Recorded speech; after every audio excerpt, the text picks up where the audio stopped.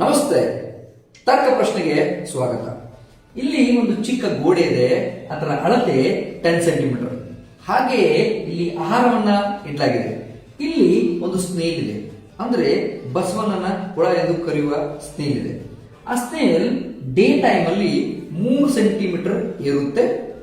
ರಾತ್ರಿ ಅದು ಮಲಗಿದಾಗ ಸ್ಲೋಲಿ 2 ಸೆಂಟಿಮೀಟರ್ ಕೆಳಗೆ ಬರುತ್ತೆ.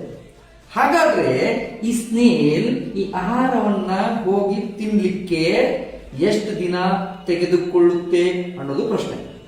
ಬನ್ನಿ ಹಾಗಾದ್ರೆ ನೋಡೋಣ, ಈ ಸ್ನೇಲ್ ಆಹಾರದವರೆಗೆ ಮುಟ್ಲಿಕ್ಕೆ ಎಷ್ಟು ದಿನ ತೆಗೆದುಕೊಳ್ಳುತ್ತೆ ಅಂತ.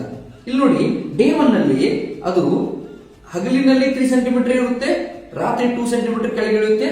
ಹಾಗಾದ್ರೆ 1 ಸೆಂಟಿಮೀಟರ್ ಡೇ 1 ನಲ್ಲಿ ಟ್ರಾವೆಲ್ ಮಾಡಿತ್ತು.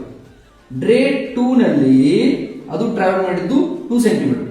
ಡೇ 3 ನಲ್ಲಿ ಅದು ಟ್ರಾವೆಲ್ ಮಾಡಿದ್ದು 3 ಸೆಂಟಿಮೀಟರ್. ಹಾಗಾದ್ರೆ ನಿಮ್ಮ ಆನ್ಸರ್ ಎಷ್ಟು? ನಮ್ಗೆ ಗೊತ್ತು, ನೀವೆಲ್ಲ 10 ಡೇಸ್ ಅಂತ ಹೇಳ್ತಿದ್ದೀರಾ. ರಾಂಗ್. ಈ ಆನ್ಸರ್ ರಾಂಗ್ ಆಗಿದೆ. ಹಾಗಾದ್ರೆ ಕರೆಕ್ಟ್ ಆನ್ಸರ್ ಏನು? ಅದುವೇ 8 ಡೇಸ್. ಹೇಗಂತೀರಾ? ಹಾಗಾದ್ರೆ ಪೂರ್ತಿ ವಿಡಿಯೋ ನೋಡಿ.